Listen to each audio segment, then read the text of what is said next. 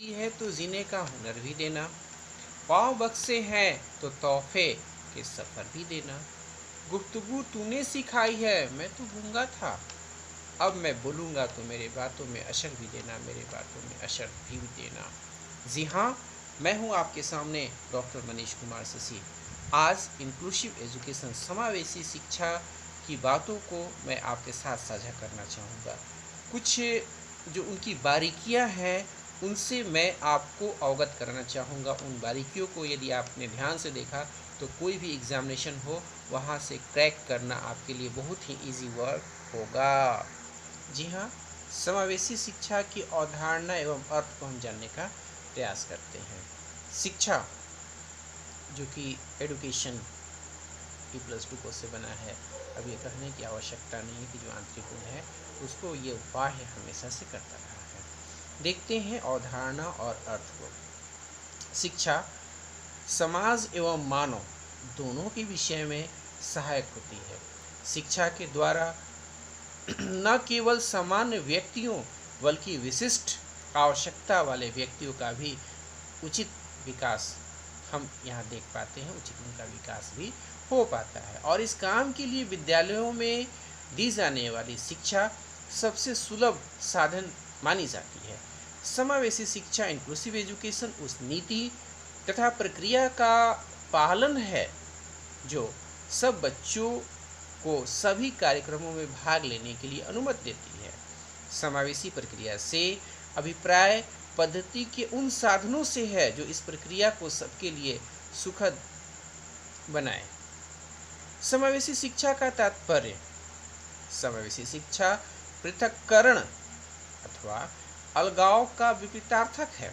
समावेशी शिक्षा शारीरिक और मानसिक रूप से क्षतिग्रस्त बच्चों को सामान्य बालकों के साथ सामान्य कक्ष में शिक्षा ग्रहण करने हेतु जोर देती है और विशिष्ट बालकों की विशेष आवश्यकताओं की पूर्ति के लिए अनुमोदन करती है। इसका अंतिम लक्ष्य इसकी प्रणाली जो सिस्टम है में मौजूद अधिगमकर्ता, अभिभावक, समुदाय, अध्यापक एवं नीतियाँ बनाने वाले आदि सभी लोगों को विभिन्नताओं के प्रति सकारात्मक बनाना तथा इन विभिन्नताओं को समस्या के स्थान पर चुनौती के रूप के लिए उनको लगातार जागृत करते रहना। एक छोटा सा एग्जाम्पल हम लोग देखते हैं। जब भी हम लोग रेलवे स्टेशन जाते हैं तो वहाँ एक स्लोपिंग में सीढ़ी बनी होती है, बिल्कुल, या आप विद्यालयों में भी देखते होंगे, तो उसमें आप देखेंगे कि सीधे व्यक्ति चढ़ने का प्रयास करता है। खास करके इलेक्शन के समय ऐसी जो स्लोपिंग की सीढ़ियाँ हैं उनका आप अधिक से अधिक प्रयोग भी देखते होंगे। इसका मूल उद्देश्य क्या है? यही समावेशी शिक्षा का एक बहुत बड़ा सा एग्जाम्पल है जिसके माध्यम से हम देखते हैं कि एक अमीर व्यक्ति भी, एक गरीब व्यक्ति भी, एक जो डिसेबल है या एबल है, सभी समान रूप से उस पर चढ़ते हैं, उतरते हैं। इसी तरह की जो अवधारणाएं हैं उनका विकास कराना ही समावेशी शिक्षा का अभिप्राय है और हमें विद्यार्थियों में इस तरह की भावनाएं जागृत कर देनी है समावेशी शिक्षा के अंतर्गत कि आप किसी से कम नहीं हो, आप वो कर सकते हो जो आपने सोचा भी नहीं होगा। बस आप इसे चुनौती के रूप में लगातार लेते रहो, चुनौती के रूप में आप इसे देखते रहो। हम लोग ये जानने का प्रयास करते हैं कि जो विशिष्ट बालक हैं उनके टाइप क्या है, प्रकार क्या है। काइंड ऑफ जो एक्सप्रेशंस चिल्ड्रन को हम लोग जानते हैं कि वो विशिष्ट बालक के टाइप क्या है। शारीरिक, मानसिक, संवेगात्मक, भावात्मक तथा सामाजिक विकास में विभिन्नताओं के आधार पर विशिष्ट बालकों को हम क्लासिफाइड करते हैं, वर्गीकृत करते हैं। पहला क्या आता है, इसमें गिफ्टेड चिल्ड्रन के रूप में हम प्रतिभाशाली बालक को देखते हैं। सेकेंड, जो पिछड़े बालक हैं वो आ जाते हैं जिसे हम बैकवर्ड चिल्ड्रन के रूप में भी जानते हैं। थर्ड, जो विकलांग बालक हैं जैसे फिजिकली हैंडीकैप्ड जो चिल्ड्रन हैं वो इस रूप में आते हैं। नंबर नेक्स्ट फोर्थ नंबर हम देखेंगे कि समस्याग्रस्त बालक आते हैं, प्रॉब्लम चाइल्ड नंबर 4 में आते हैं। नंबर 5 में अपवंचित जो बालक हैं, डिप्राइव्ड चिल्ड्रेन, वो यहाँ उसको हम लोग लाते हैं। छठे में सृजनात्मक बालक, जो क्रिएटिव चिल्ड्रन के रूप में हम उसे देखेंगे। सातवां, जब हम क्लास में होते हैं तो मंदबुद्धि बालक भी हमें दिखते हैं। जो मेंटली रिटायर्ड चिल्ड्रन होते हैं उनका विकास बहुत स्लो होता है, उन्हें भी हम 7वें नंबर पर क्लासिफाइड करते हैं। आठवां क्या होगा? अधिगम नियोग्य बालक, लर्निंग डिसेबल चिल्ड्रन होते हैं, वो लर्न करने में उनके साथ प्रॉब्लम होती है। नंबर 9 में हम देखते हैं कि अपराधी बालक होते हैं, जो डेलिक्वेंट चिल्ड्रन के रूप में हम उसे जानते रहे हैं। तो इस तरह हम उनको क्लासिफाइड करते हैं। अब इसकी आवश्यकताएं क्यों हैं? समावेशी शिक्षा की जो बातें हैं, क्या ज़रूरत है कि हमारे यहाँ ऑलरेडी सिस्टम है, ये एजुकेशन सिस्टम, तो फिर एक समावेशी शिक्षा ला दें, क्या ज़रूरत है? हम उसे जानने का प्रयास करते हैं। समावेशी शिक्षा की आवश्यकता, समावेशी शिक्षा वर्तमान समाज की एक अपरिहार्य आवश्यकता के रूप में बन गई है। ये बहुत ही ज़रूरी है। समावेशी शिक्षा की आवश्यकता का जो कारण है वो हम जानने का प्रयास करते हैं। फर्स्ट इसको ध्यान से देखते हैं कि ये सर्व व्यापकता लिए हुए है। शिक्षा, विशेष रूप से प्राथमिक शिक्षा को तभी सार्वभौमिक हम बना पाते हैं, कर सकते हैं, बनाया जा सकता है यदि प्रत्येक बालक के गुणों, उनके स्तर तथा आवश्यकताओं को दृष्टिगत रखकर शिक्षा का विस्तार किया जाए। समावेशी शिक्षा इस अवधारणा को मुख्य मेन में रखते हुए पाठ्यक्रम निर्धारित करने पर बल देती है। सिलेबस से करिकुलम की तरफ वो जाती, करिकुलम को क्रिएट करती है। समावेशी शिक्षा सार्वभौमिक शिक्षा के लिए किए जा रहे प्रयासों में हमेशा से ये योगदान दे सकती है, दे रही है। अब एक प्रश्न और उठता है कि समावेशी शिक्षा प्रदान करने में परिवार की भूमिका या उनके दायित्व क्या है?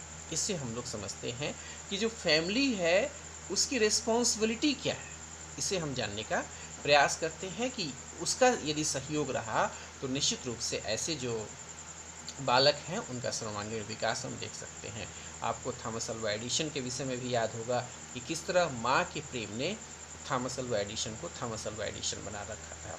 तो इस तरह के सकारात्मक सहयोग चाहिए, जहाँ हम बहुत सारे एग्जाम्पल देखते हैं कि कोई अमेरिका का राष्ट्रपति बन जाता है, कोई प्रधानमंत्री बनता है, कोई कहीं का मुख्यमंत्री बन जाता है। लाल बहादुर शास्त्री की घटनाएं भी याद होंगी कि उनके पास पैसे नहीं थे, किस तरह वो तैर करके जाते थे। तो यदि उन्हें समाज ने बहिष्कृत कर दिया होता तो वो टैलेंट हम नहीं देख पाते। अब हम समझते हैं कि आखिर परिवार की कुछ भूमिकाएं होंगी, यदि होंगी तो निश्चित रूप से ऐसे बालकों का विकास संभव प्रतीत होता है। परिवार की भूमिका एवं उत्तरदायित्व को जानते हैं। परिवार की असमर्थता की शीघ्र उन्हें पहचान करनी होगी। फिर क्या करना होगा? बालक के प्रति उत्तरदायित्व की अवहेलना न करना तथा न ही उन उत्तरदायित्वों के निवेशन से घबराना। नेक्स्ट क्या करना होगा परिवार को? बालक के प्रति न तो अति संरक्षण और न ही अति अवहेलना की अभिवृत्ति परिवार को रखनी होगी। ना ही निग्लेक्ट, रिजेक्ट करें और ना ही उनसे आप घबराएं। बालक की विभिन्नताओं को समझने तथा उन विभिन्नताओं का सकारात्मक करके उन्हें सिखाना होगा। फिर क्या करना होगा नेक्स्ट में कि बालक के शिक्षण तथा अधिगम कार्यों में कौशल प्राप्ति के लिए शिक्षक को हर तरह से उन्हें सहयोग भी करना होगा। परिवार को भी आप सहयोग करें, क्योंकि जब आप होलिस्टिक प्रोसेस में जाते हैं, इंटीग्रेटेड को तो आप जान ही चुके हैं, जब आप होलिस्टिक में जाते हैं तो आप ये देखते हैं कि बच्चे भी होंगे, अभिभावक भी होंगे, शिक्षक भी होंगे, प्रधानाध्यापक भी होंगे। तो जब ये होलिस्टिक प्रोसेस होंगे तो वहाँ से हम बहुत सारी चीज़ों का विकास कर पाते हैं। अब हम नेक्स्ट पॉइंट ये देखेंगे कि बालक के सकारात्मक चिंतन, अधिगम तथा चुनौतियों को स्वीकार करने की अभिवृत्ति के प्रति सुखद अनुभव भी प्राप्त होने लगता है। नेक्स्ट, बालकों के साथ दिनचर्या के रूप में आप उनके साथ कुछ समय दें, उनसे घबराएं नहीं, आप बिल्कुल नॉर्मल ट्रीट करें, वो बहुत ही अच्छे हो सकते हैं। बालकों को तनाव मुक्त वातावरण उपलब्ध कराने में हम जितने सहयोग कर सकते हैं हमें करना चाहिए। हम लोग नेक्स्ट पॉइंट भी समझने का प्रयास करते हैं। माता पिता द्वारा अपने बालक की कमियों को स्वीकार करना। नेक्स्ट क्या होगा कि बालक को घर में अनुज्ञात्मक वातावरण जो प्रदान की गई है उसमें उनका विश्वास दिलाते रहना। अब चलते चलते अपने आज की जो मुख्य बातें हैं उसे समाप्त करने के पहले मैं आपसे सिर्फ इतना ही कहना चाहूँगा कि इसे आप भूलना मत। यूं ही नहीं मिलती राही को मंजिल, यूं ही नहीं मिलती राही को मंजिल, एक जुनून सा दिल में जगाना पड़ता है। पूछा चिड़िया से कैसे बना आसियाना तो बोली, भरनी पड़ती है उड़ान बार बार, भरनी पड़ती है उड़ान बार बार, तिनका तिनका उठाना पड़ता है। इन्हीं शब्दों के साथ जय हिंद।